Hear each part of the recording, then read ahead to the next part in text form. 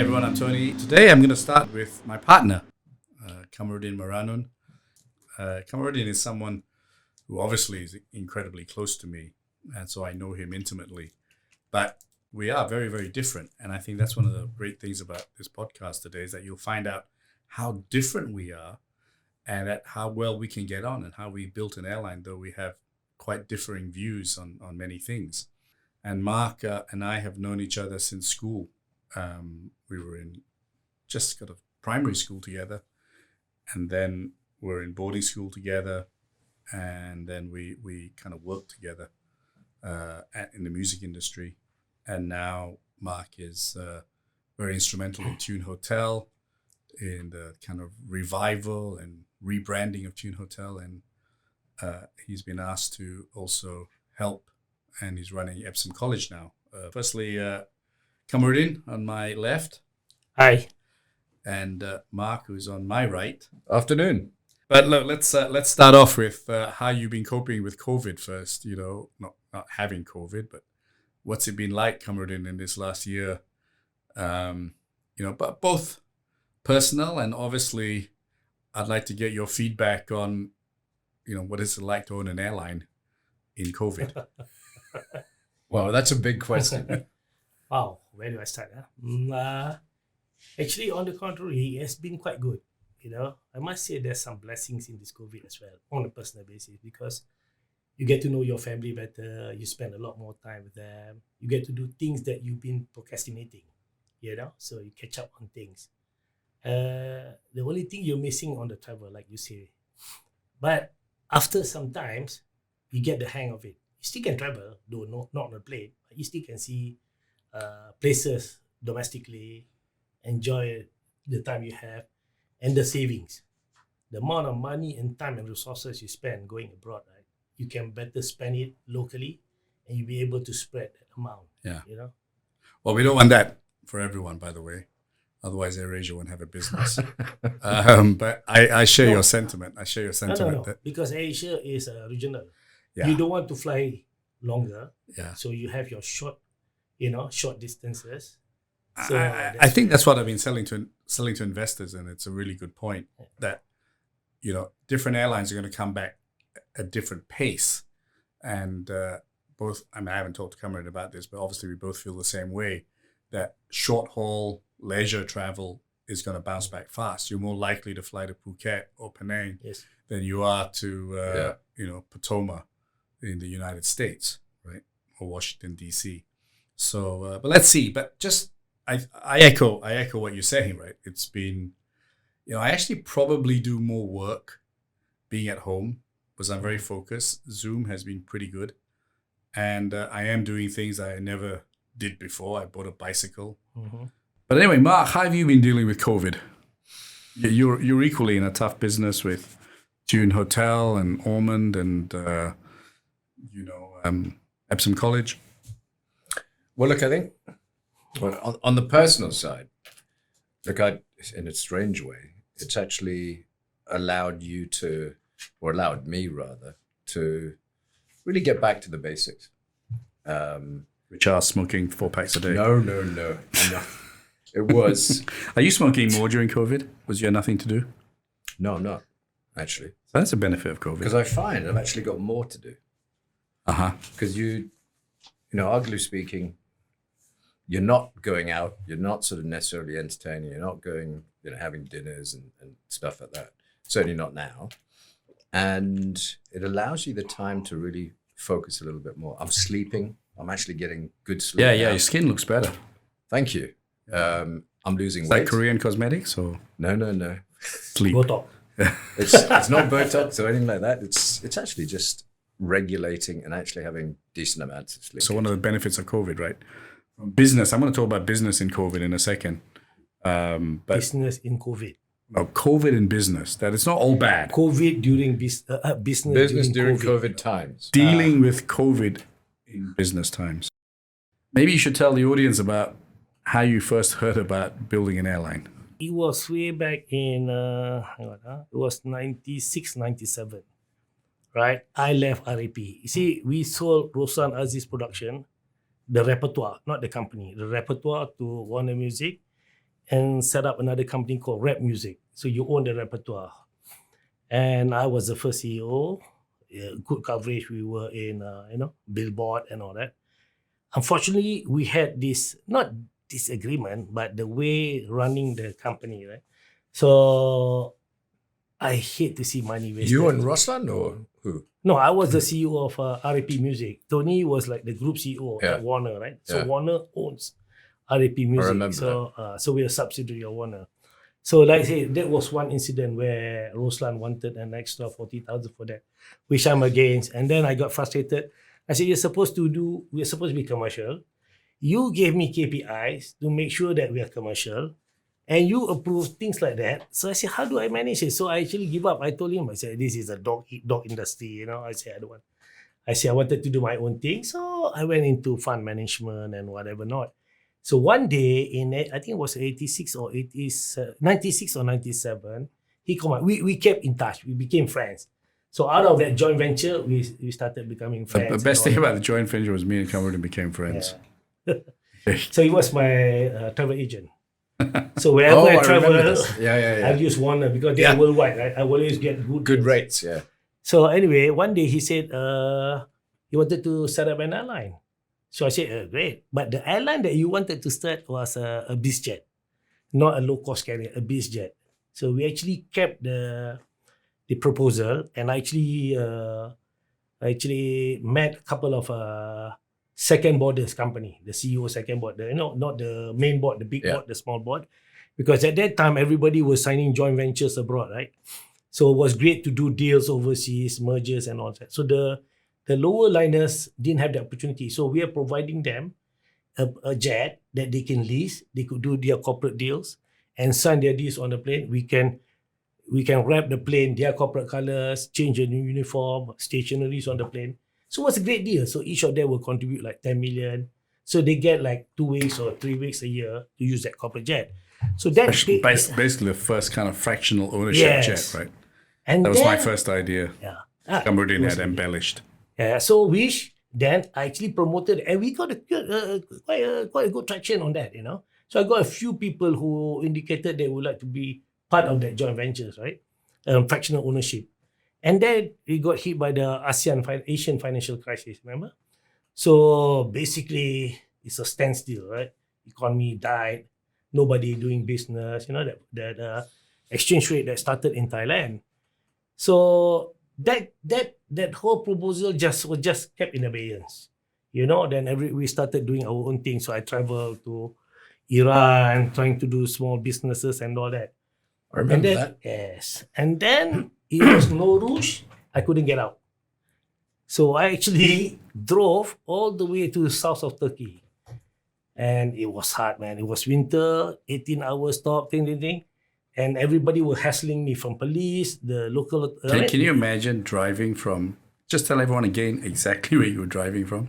From a place called Urumqi, north of Iran, into a place called Van. How far was that ride? It wasn't that far, but the what number car of were stops... you driving, by the way? It was a Iranian pickup. Not that Lamborghini, I No. suppose. It was an Iranian pickup. You're driving from... where? Urumqi to Van. This is in the middle of the Iran-Iraq war as well, by the way, just to let everyone know. Yeah, it was. There was a war going on at that time. Oh, okay. So carry on. But it was the Kurdish, because of the Kurdish incursion. And which the Kurdish are still fighting the Turks. So we and got the stopped by Iraqis. police, local village people, the army. You got this. Tell people your Tun Mahathir story. Yeah. Because every time we get stopped, they say, passport so I should. Malaysia, they don't know. But when I say, Tun Mahathir, go. So obviously the Turkey love him, right? And I told Tun about it. And Tony, he just laughed about it. He said he's seen a lot of people using his name. That's the first time he read it. Yeah. So carry on. So anyway, so I got to Van.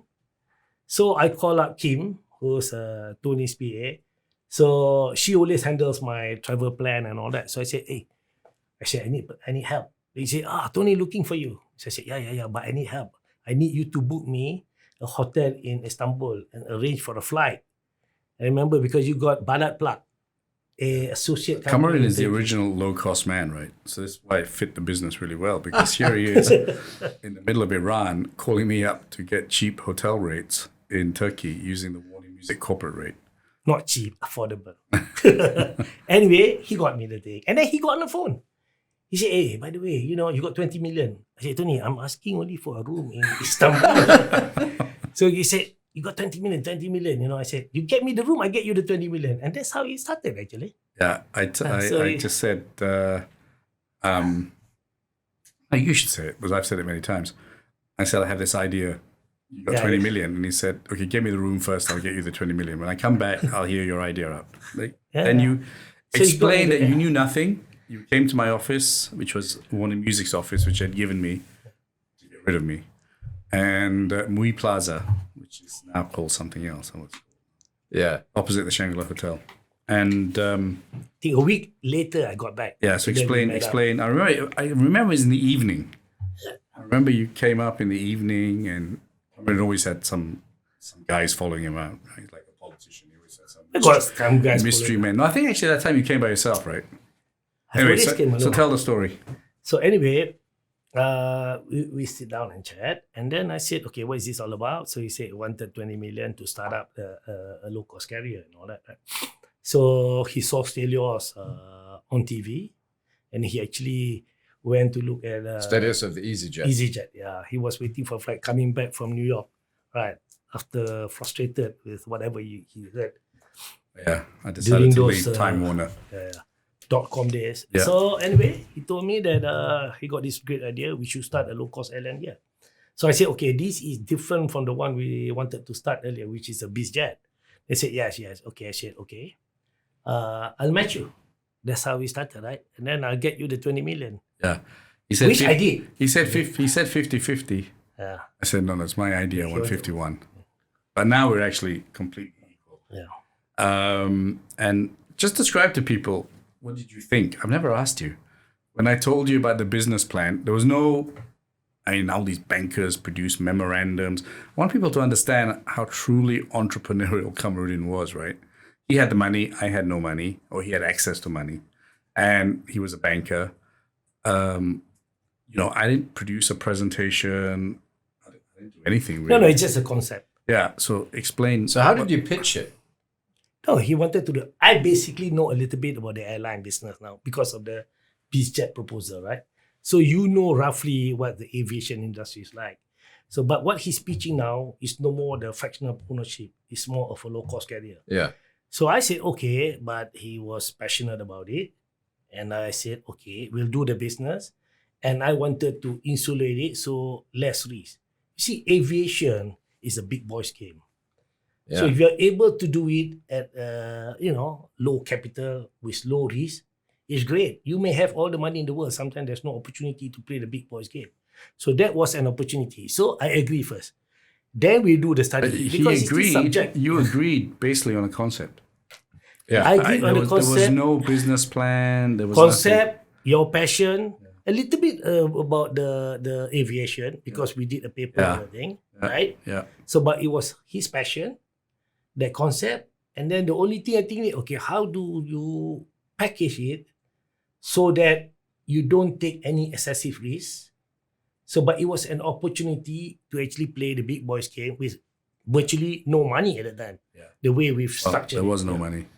I remember my side. It'd just be great for the world to hear how you remembered the beginning. So, I somewhat know where you can actually go and find the guy who would have 20 million and would be interested in investing. Because at that time, I just made him about 70 million. So I was thinking that I could approach him and say, hey, look, give me part of the 70 million to invest in. And we're supposed to give him about 50%, 51 in fact. You have control the thing, So that didn't work out because obviously, Tony went to present his case to the guy and I wasn't around. I was in Australia or something like that. And then you called me and said, hey, Dan, sorry, we blew it. Because the guy obviously, rich man, rich family. So he was saying something like, why are you hiring people when... Din got the financing, Din got the 20 million. Yeah. Me and Dato Pahamin went to see the guy. And, I was briefing him what we've done this, we've done this. And the guy said, well, how come you didn't tell me about it? You're my partner, and I'm in my normal direct style. He hadn't put any money in yet. I said, well, you're not my partner yet. Because you haven't put the money in, right? So I just said it. So he got upset. He got upset. He's Sensitive. rich dude who was sensitive, But we are friends still. yeah, he's someone that we know very well Okay. now. But he was smart as well because he believed in the model. Yes. I mean, I don't want to mention his name now, but he'll know who he is. And he walked out of that. I walked out of the meeting with Dato Parman. I said, I think I've blown it. I felt really bad. And Parman said, there's no problem. Tony, with your personality, it's better you don't work with anyone like that. And it was very wise advice from Dato Parman. And I told Din, and Din was really cool. And I want people to know that. I mean, I just blew 20 million ringgit that we needed to start this airline. I said, you know what? Then we restructured. Yeah, I said, you know what? We're just going to have to do it another way because there was no money. But we both were confident, right? We never worried. And I think throughout our life, and now we're going through COVID, there's not 1 minute that we feel we're going to fail. We feel we're going to come back stronger and better. We never were dejected. We were never like, oh no, this is the end or over. But talk about that. After I blew the 20 million, then at that point, did we have a deal with? We didn't, did we? We were discussing with the RB. Yeah. And there was a 40 million liabilities at stake. And then we were talking about the 1 No, ringgit. 100 million, I think. No, 40 million. Was it? Oh, Liabilities, 40 million. Yeah. There was 100 million 100 loan million, stock. 180 million loan stock. Yeah. They have given advance about 180 million. So there were about 40 million liabilities. So we've gone back to Datuk Tik and said, as opposed to we pay you off for the liabilities, share the liabilities, we go on the assumption that we didn't have the 20 million anymore. So we said, okay, we might as well use the 20 million as to help us with the cash flow. So as opposed to putting the 20 million to DRB, we'll keep the 20 million because we can't say we don't have money. Otherwise they say, they'll shut the door. So we'll say we'll pay as time gets on. Yeah. So they pay their 20 million, we pay our 20. That's how the liabilities of that 40 million were shared. So we bought at 1 ringgit and share the 40 million liabilities because it was supposed to be 20 million. Yeah, so it's actually a kind of debt deal, right? But can you remember, go back, I'd like the audience to know, our first meeting with DRB HICOM, can you remember what I said when they asked me how much we're going to pay? You don't remember? So they said, how much are you going to pay for this airline? And I cheekily said 1 ringgit. And they said... Oh, you said 1 ringgit at the time? I said 1 ringgit. And they said, you can have it tomorrow. And I thought to myself, damn, I should have said pay me to take away this airline. That was to Dato Tin or Ganesan? Ganesan and Dato Tin. Was it? Yeah. And I think another brilliant move from Din, there was a very smart person, I think Dato Mazna, who last minute, I think she saw something in us. And she said, can we own 5% of the airline, right? And I said, smart. I said, no problem. And Din was like, no. This will be a problem because they'll stop us doing things, etc. So I remember him negotiating that 5% out with Dato Tik, right? And Dato Parmin was there. Yeah. So suddenly Dato Tin came and proposed that they retain 5% because one of the board members, Dato Mazna, wanted 5%, right? So in case we were successful, so they can, basically she was hedging. Monetize their shares. Anyway, you and Dato Parmin agreed. So I was kicking your leg. Yeah. So I said, no. That's when we introduced a funder. There was no funder actually. We introduced a funder. I said, okay, hang on. Tony, I think we need to consult our funder. Because I just wanted them to come out. And then I remember Tony say, hey, you don't screw this up. We are almost there. So don't let the 5% screw the whole deal. My concern is because if you want to cut clean, I didn't want any legacy, right? Because don't forget, DRB is still, part of government, influential and all that. So I said, look, at the end of the day, 5% means nothing. To be fair, we also never expected the thing to, exponentially grow like that.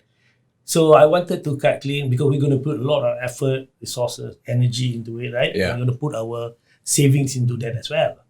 So we didn't want that, anybody to stop us from doing the things that we wanted to do. Even at 5%, DRB can be very influential. Did they have a seat on the board and stuff like that as well? No, for 5%, I don't know what they want. I stopped at the 5% request. Right. So in fact, I told Tony, don't worry. Okay, God willing, we'll still go through it. But he said, you make sure the deal go through. So what I did was, they were spending about 4 million a month trying to keep the company afloat. So I told Dato Din, essentially, I said, look, it'll take time for us to go back, rehash the whole thing, calculate whether the funder will be willing to go through the thing. So that is a time is not something they can afford. So they decided, they came back and they said, okay, let's forget about the 5%. Let's I think close the deal. this is the way my partnership worked with Kamarudin, in that, we complement each other and we're strong. I would have done the deal at 95.5, and he was right, because he would have Caused my problems. No offense to the RB, yeah, but you just wanted to do just my personality, we would have had a lot of issues, I would imagine. So the DRB were fantastic, and we were so lucky to have them because they were really supportive of us. But yeah, that's kind of how it's always been. There's always a check and balance, right? They will always think of something that I don't think of, and that's why it's worked very well. Actually, after that deal, there was one shareholder who did stay on, Mofaz. And we made him a lot of money, actually. Yes. He just said, I'm going to ride with you guys. 0.75. Yeah. In fact, his son drove Fairuz, the Formula One team. And he rode with us, and I think we got his money back plus more. He got his money back. Yeah. But from a long way. So he was pretty smart, Haji Mofaz. Well, Haji Fauzi, sorry, mental block, senior Fairoz. And that was that. So let's roll over. We started. I first asked you about it when you're on the way from Iran to Turkey. I then meet you in Mui Plaza to tell you the deal. We missed out a bit because we roped in Dato Pahamin. We missed out the meeting we had in Kelana Jaya. Yeah. When they had the dinner. Tell them about that. But let me just, so I want you to talk about that famous meeting we had with Dato Pahamin. Yeah. You missed out meeting Tun because Australia. You were in Australia. I went with Amin and I Aziz. want to also talk about how we brought in Dato Pahamin and Aziz. Rosman came to my house. Yeah. I never met Rosman before. Came to my house, and he's now still our ED. And he came to my house and he says, Din sent me here. I'm supposed to build an airline model. And we kind of like, I'm like, I didn't know. I mean, I thought the way he looked at me like, you're a lunatic. And we're in a house, and he says, where do we start? I said, really, I don't know. And the first hour we spent on the internet looking for the price of oil. And that was the start of the model. So we're at that stage, it's me and Din and Rosman doing that. I persuade Aziz Bakar in a sauna. We were in a sauna having a steam bath. And he was in BMG Music, which made the worst music, but sold a lot of records. We were always jealous of them. All their music sounded the same. Slam, UK, Search, just had different length of hair. But they sold millions of records. And I said to Aziz, hey, do you want to join us? Now, Aziz is also another visionary because he said yes. Though he looks like he's stoned all the time, he just said yes. So I thought, God, the only people who believe in me are guys from the music business. Any banker I saw or any rich guy I saw was all like, okay, we'll see you, Mark Lankester. And so we're at that stage, right? We've got Aziz in. It's me, Aziz, and Kamarudin. Really convincing trio. And I said one day in a roti canai stall, I said, hey, how do we get an airline license? And everyone looked at each other like, how long do you get a airline license? So we all looked at each other like, don't know. And then Aziz mentioned the famous Malaysian words, we need political connections. So we all looked at each other like, we have none.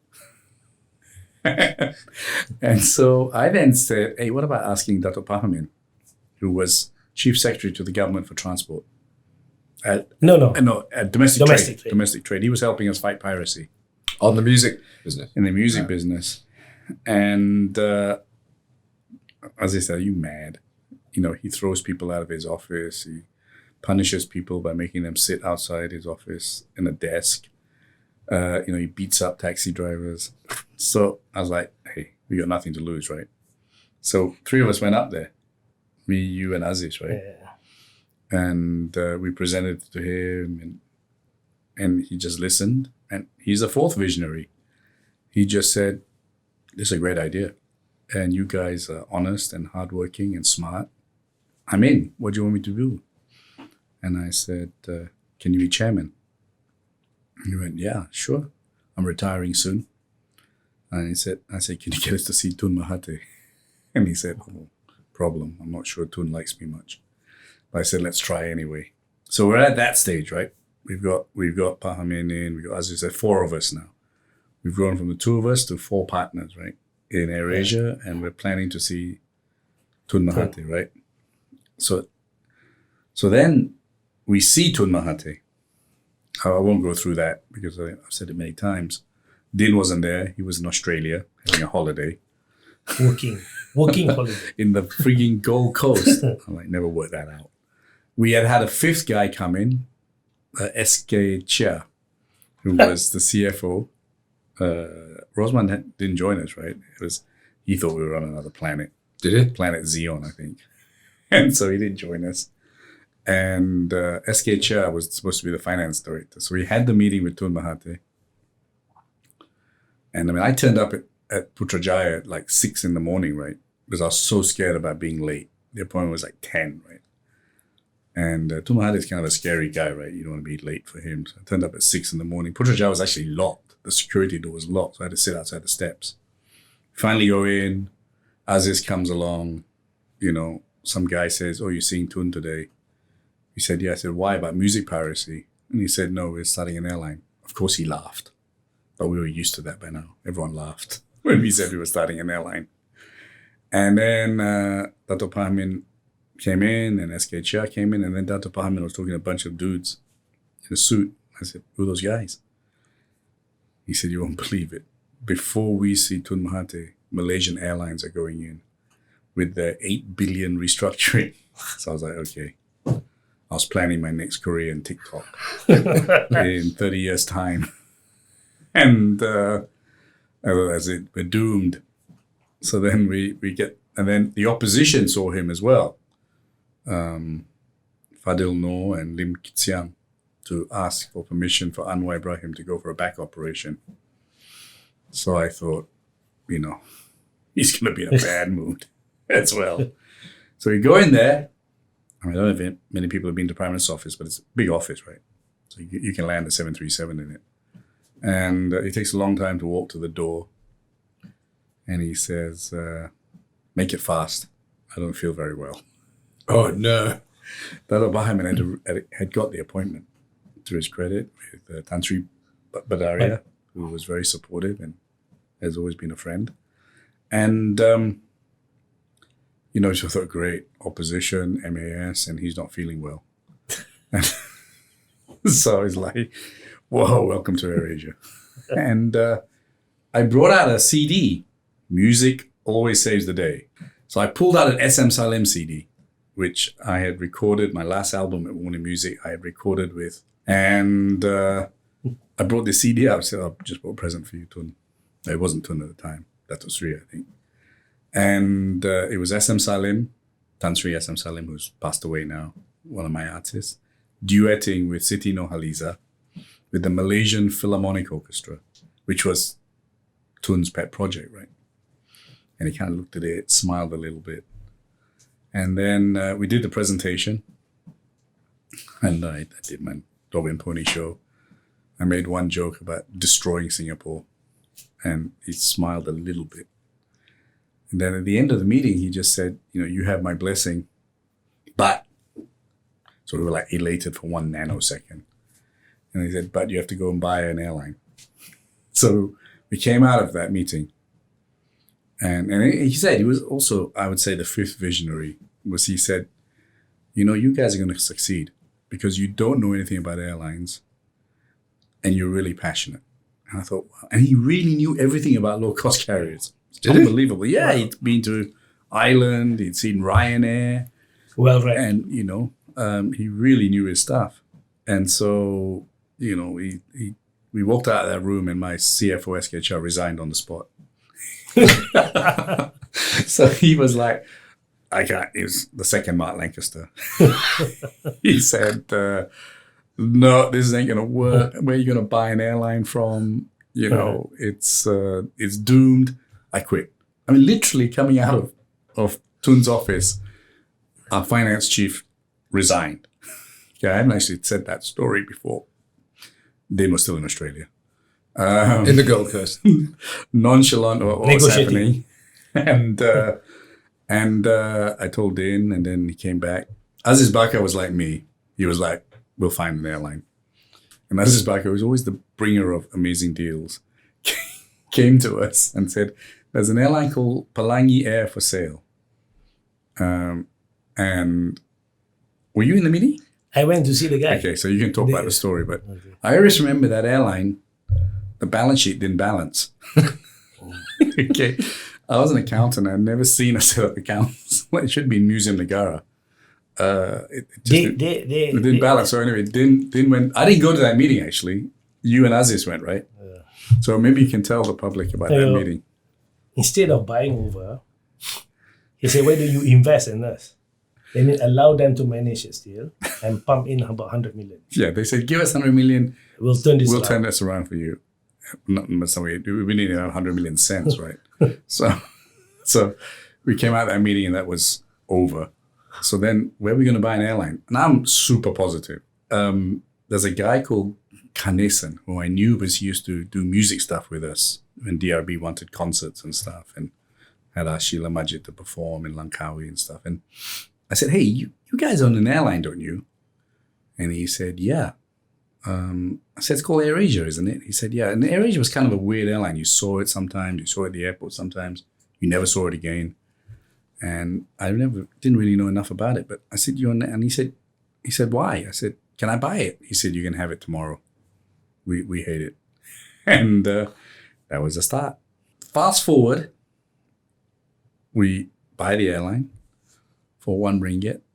On the night before we buy the airline, I think we heard that Mofaz was against us buying the airline and had appealed to Tun to sell it to him. So we thought, can you imagine the night before you're so excited about buying the airline? Everything's done.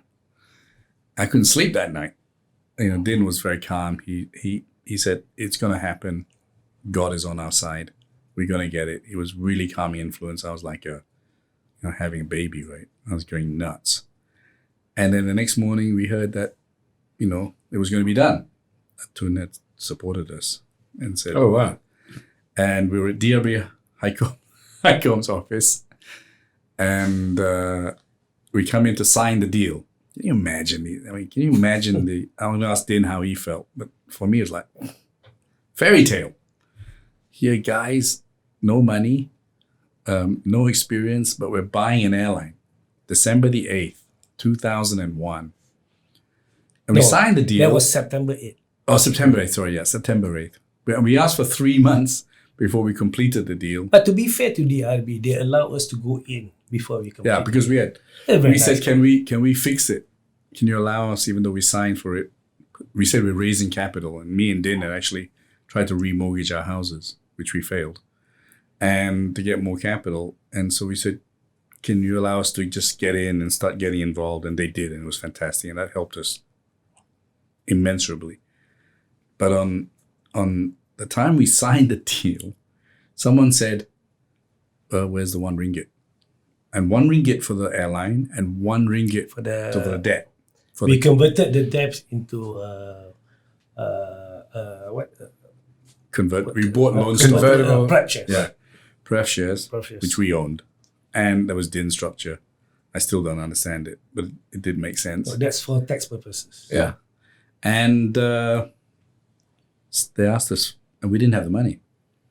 We opened our wallets. And you didn't have a ringgit. Who paid the money? We didn't have 2 ringgit. DRB gave us the 2 They ringgit. gave us. They had 2 ringgit. They lent us the 2 ringgit. to buy the airline. That's a little less known secret. But me and Din opened our wallets and we didn't have cash, which is pretty similar to right now. And we paid it, signed it. Just when we agreed to do the deal, we were in Pan Pacific Hotel. Yeah. Well, okay. And someone said, I think Din said, has anyone flown on AirAsia? And everyone looked at each other like, no one's flown on AirAsia. So there was a big discussion. And then I volunteered to fly on AirAsia, right? And ironically, they had a staff party there.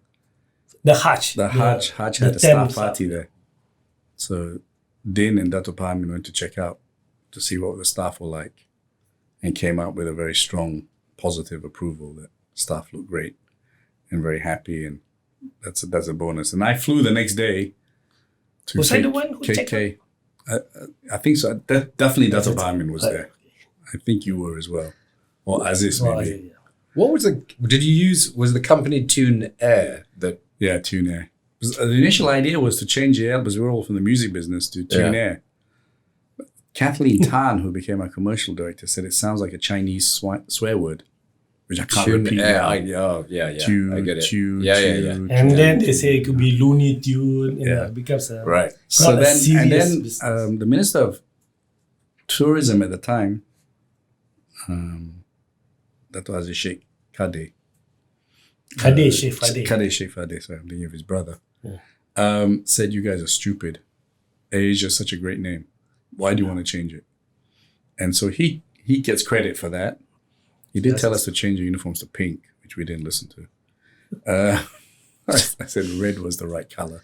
No, we wanted orange. Yeah, correct. I didn't want to be red. Yeah. Because everyone thinks we want to be virgin, right? We're music, want to be like Richard Branson. And I didn't want it to be red, but it was such a powerful color, right, that we all agreed red's the color, and we kept AirAsia as the name. And I had this vision, that was a bit like Virgin. I wanted to Tune Hotel and Tune Telephone. So that was the beginning of the Tune group. So we said, never mind, AirAsia. Now what's happened is AirAsia is taking over everything. So AirAsia is the master brand. So that was the start. We missed a very important story though, Din, which is 9/11. I was watching. The night after we signed. After we signed on the 8th of September, 9/11 happened. I was watching Malaysia play football, and we were losing to Laos, which was probably... You were in KL. I was in Langkawi with Rosman. You were probably in Australia again. No. In Langkawi with Rosman, celebrating. So I was like, he was. You were celebrating the deal. Yes. I was watching Malaysia lose to Laos. Can you imagine? We used to beat Korea. And I'm in the national stadium and we're losing 2-0 to Laos, which has about 5 people, right? And I was like, the world has ended. And I was getting these SMS messages saying, America has been attacked, Twin Towers are falling. And I'm like, what is this?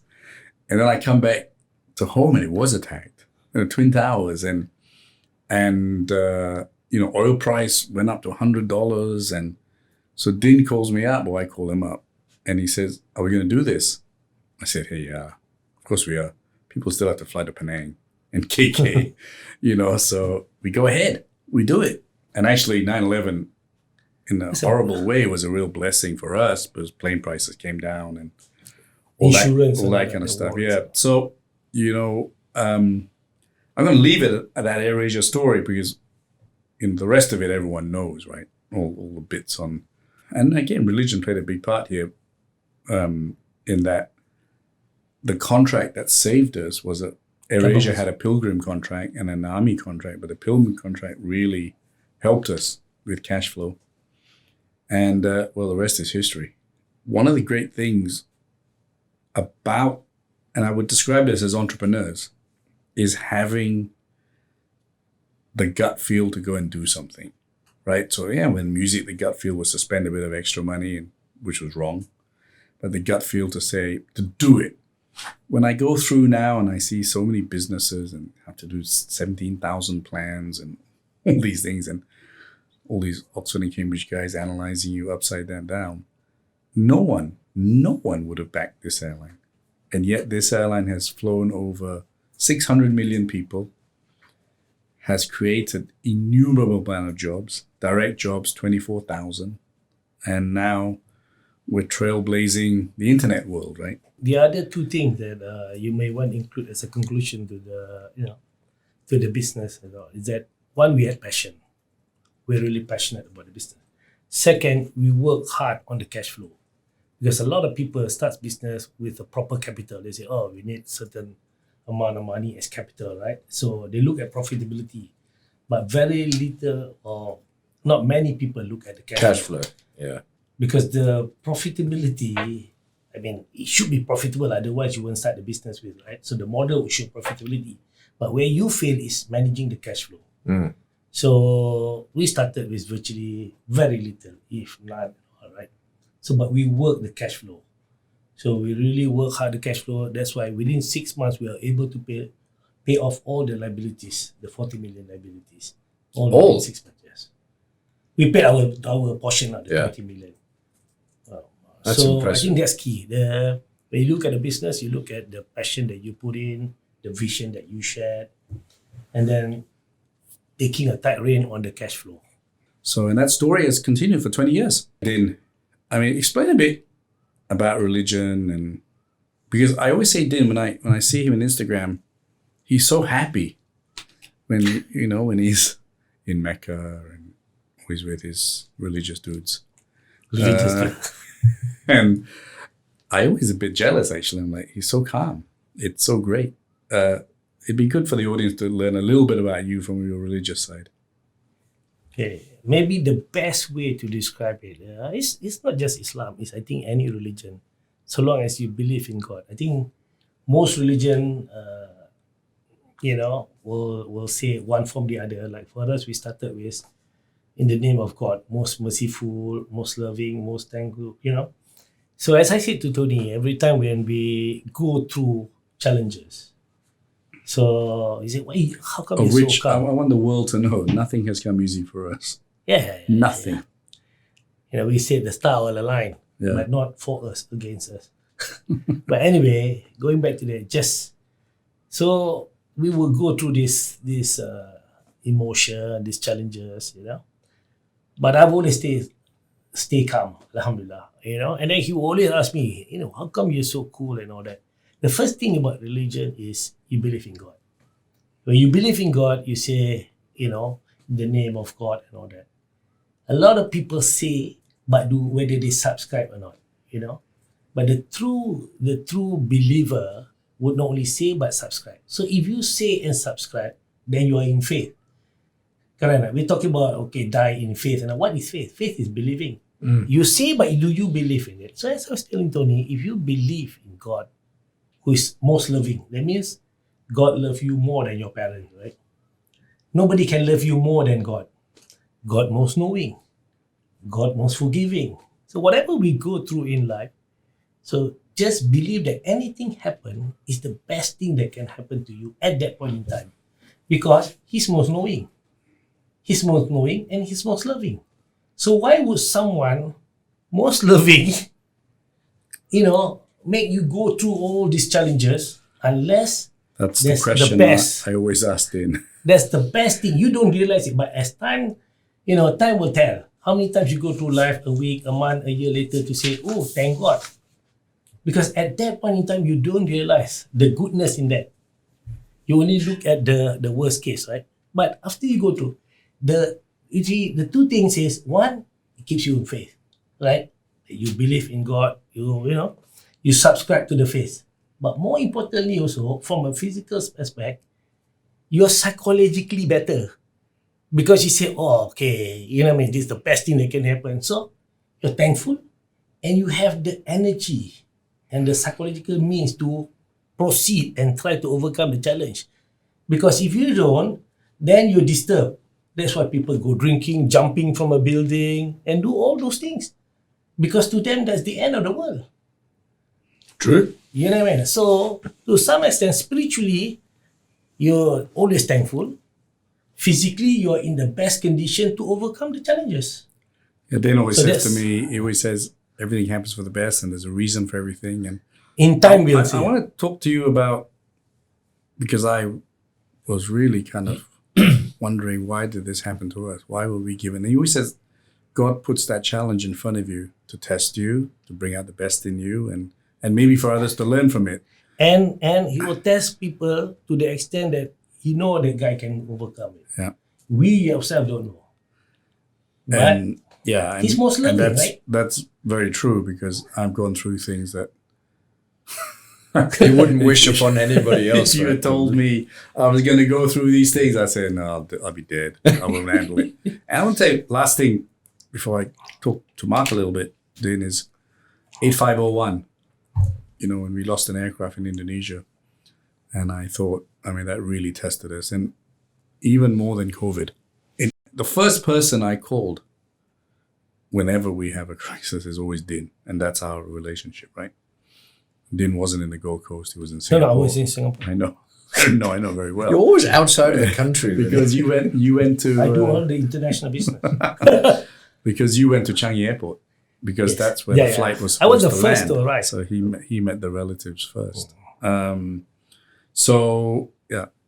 Okay, so that morning, Tony called me. He said, hey, we lost a plane. So I thought, was it a prank? Was it just to wake me up early or whatever? So he said, hey, we really lost a plane. I said, you sure? Because a lot of time they tested, then it's just a test. We had a few of these tabletop exercises Yes. where they didn't tell us. Oh, And, it wasn't they say, oh, we lost an aircraft. I remember once I was with the Prime Minister and they said, you lost an aircraft. And I was like, I couldn't talk. And then later say, oh, sorry, we didn't tell you there was a exercise, right? But this was real. Yeah. So I rushed up I said, okay, Tony, I'll go to the airport because I'm already in Singapore. You go to Indonesia. So at least we will coordinate. So the good thing there, I was the first to arrive. Almost the first. Our station manager was there. So I disbanded no press conference because I said the thing happened in Indonesia regulator, Indonesia soil. You know what I mean or not? So let's wait for the information to come in from Indonesia.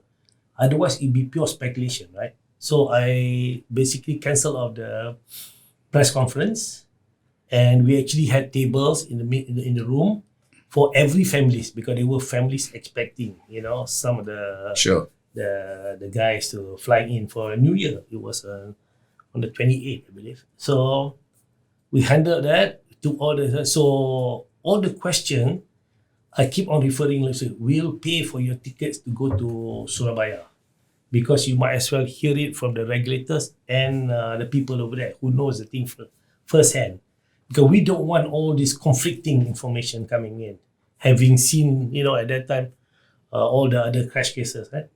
So that's how it happened. Then I flew to Jakarta to see you from Singapore. I think about 2 days, 3 days, because there were reporters trying to smuggle themselves in as one of the family members who were affected, just to get news, right?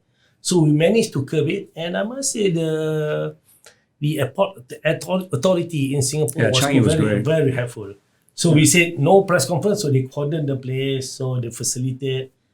And I then flew in a few days later to meet you in Jakarta. And then you said you had to organize in KL. I went to Surabaya. I stayed in Surabaya for 1 month. And then I remember, we were organizing. And then I had one issue with one of the guests, who's not even a family member, who was sent in by the government to monitor the situation. I remember I told you I really hate this guy, because he said, hotel not good enough. We were trying to get hotel near the place where the incident, so that you get fresh information. So until I said, at the end of the day, I said, look guys, we are not organizing the Olympic, which we will have the benefit of 4 years of planning. This thing happened overnight. Within 2-3 days, we just have to organize it. We make sure every family member, one crew, one lady crew, one guy, one stewardess and one steward, because they have been, that's part of the job, right? Hospitality, they manage to, take care of the family and all that. And then one doctor. So we got one doctor, one nurse, and that's the basic for every family. So I went to see all the staff. I went to every burial of the staff. And the first burial, there was a miscommunication. I still remember miscommunication. So we went back to the hotel, all right? They found the guest. So that would be the first burial. A lady, forgot her name. So we at the hotel, I remember me, Rosman, Zach, and then we saw on TV, there was a burial. And as a Muslim, they would do some ritual at that night, right? Reading of the Yasin and all that. So I said, hey, who's our representative? So no one, because I suppose we were so busy and all. So I remember going to buy Songkok. We didn't come in Songkok, right? So when me and Rosman, we went, took a cab, went to the house. Oh man, going to this house, they were reading, everybody were looking at us. Who is this guy, right? I mean, but we just pay respect and all that. But I think that one, we brought the family, together. We just say paying respect, can't be helped, right? And they were reporters from Metro TV and all that. Oh, I tell you, there was no SOP. But after the whole incident, we could write the SOP now. You know what I mean? It was done based on conscience. And I suppose being owners and being shareholders, being management and all, we have the authority to decide. That's why we'll be able to make decision on the spot to facilitate the whole thing. I think the big difference was we were there, and Din was there for 1 month. 1 month. I came in and out, and we met every single family, and we attended everything. Of course, our own staff, etc. But the staff also been great. Yeah, AirAsia staff were unbelievable. There were staff there that spent 2 months there without seeing their families. I wanted to finish off with education, which I think is a very active topic in Malaysia right now. Me, Kamarudin, Lim Kenon, set up a school that's obviously closely associated to me and Mark. I was sent to boarding school. Epsom College was strange. I'd never been to England before in my life, and my father kind of put me on a plane, and I arrived at Epsom College. I'm like, Jesus Christ, what have I done wrong in my life? This is like a prison camp. I was really I was really a mummy's boy, and I was really kind of spoiled. And suddenly I'm living in a dormitory with looked like a hospital with 15 other white kids, right? And I remember the first dinner I wasn't invited to by my friends because I found out later they thought I didn't know how to use a knife and fork. So, but I had a great time at Epsom, as I'm sure Mark did. I loved it in the end, and we loved it so much we built a school here. So yeah, Mark, maybe tell us a bit how you feel and what your aspirations are, and what do you think kids get out of going to Epsom, whether it is what I've said it is. Well, I think one of the earlier questions you asked is, how are we coping with COVID-19? There's no two ways about it. Epsom, just so that everyone knows, it is an international day and boarding school. When people see college, they immediately think, oh, it's a university or whatever. It's just the way that English independent schools have been called for a century and a half. Epsom's been around for 165 years. It's been doing its job mainly in the boarding school arena. And in 2014, when you guys had the foresight to actually say, let's bring this over and allow not only Malaysians, but everyone in Southeast Asia, because this is going to be the century of Asia, it's the rise of Asia. You guys had the foresight to say, look, rather than actually having someone fly 12, 13 hours over there and, 7, 8 hours time zone difference, have it here. Within Asia, we're all in the same pretty much time zone. You can easily pop in and out. Of course, we're 15 minutes away from the airport. So look, parents can fly in and out, kids can fly in and out, nice and easy. Oh. So, however, with the borders being closed, we actually have had quite a bunch of international students. Roughly about 50% international students, 50% Malaysian. They can't come back in. So that side of it is in terms of new intake, evaporated. Nothing that we can do about that. Then the other things about the reality about boarding school and what we do is almost basically exemplified by what I've heard from a lot of parents. This whole COVID-19 situation where everything is going online now, parents are actually getting the brunt of it. They're bearing the brunt of it. They are themselves, they've got juggling work commitments. They're working from home, sometimes needing to go into business or work. Their kids are at home doing online classes. And then they're getting, SMS messages from the teachers saying, hey, your son, daughter is not logging on. So they're losing out on all the learning. Then because of all this stress which they're going through, what's happening is that, there's anxiety within the family space. Kids are, really having a tough time doing 8 hours worth of online sitting in their rooms at home. And of course, let's not even talk about the financial effect on a lot of families across Malaysia. We recognize that this is something which is very tough. So to your question, Tony, which is, what's our solution? What can we do for Malaysian families? And the main thing that we decided to do is, look, we have something which, generally speaking, a lot of parents actually don't realize what boarding is about, the element of boarding. A lot of them will actually think it's just, it's accommodation and meals. So what we are saying now is we've come out with a program which is called our weekday boarding program. It gives parents, literally speaking, the best of both worlds. During the week, Monday to Friday, let us take the strain off you. It's something we've been doing for 165 years. We will then look after your children Monday to Friday. Friday evening, you get to go back to the family where parents have put a full stop to the working week. They can provide real quality time. It's family connection time back in the weekends. Then on Sunday night or Monday morning, come back to school. So we have designed this with principally what you're talking in mind. How can we make this far more affordable? So we've just launched the weekday boarding program, and that one is comparable with all of the international schools on just their tuition fees, but you get boarding in this case. So that's at 99,000.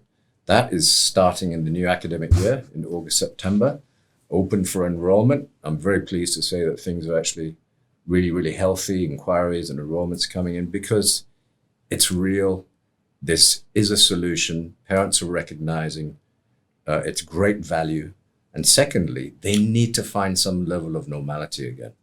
I'm thrilled to hear that. Yeah, but it's not only that, because now it's better to send Epsom in KL, where UK is where it is. You can't, exactly. It's a nightmare. So this is yeah.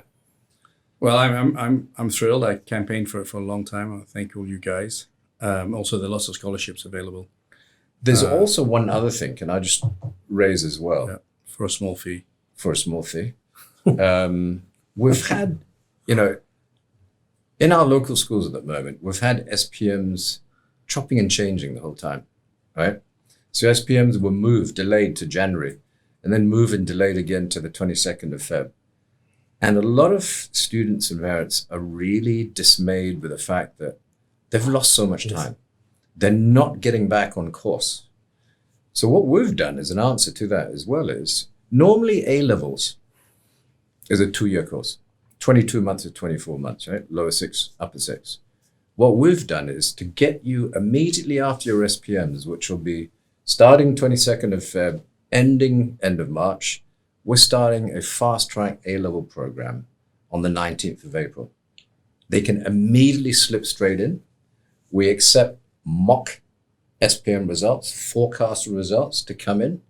We've compressed it. They will actually take their exams in summer 2022. So it's a 13, 14-month program. They will board in. And the reason for that is, as you mentioned, all of our boarders get the benefit of, literally speaking, tuition in the evenings after. Our teachers live in.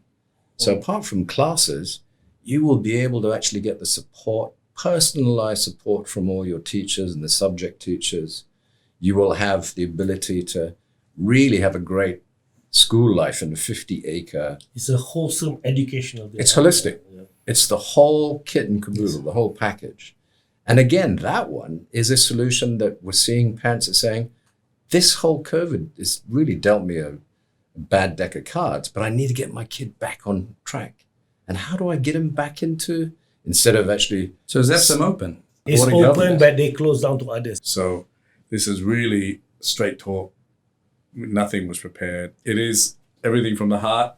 If you want to keep connected with me, that's me, Tony Fernandes. Subscribe to the show at Apple or Google Podcasts or wherever you consume your podcasts. Until then, bye.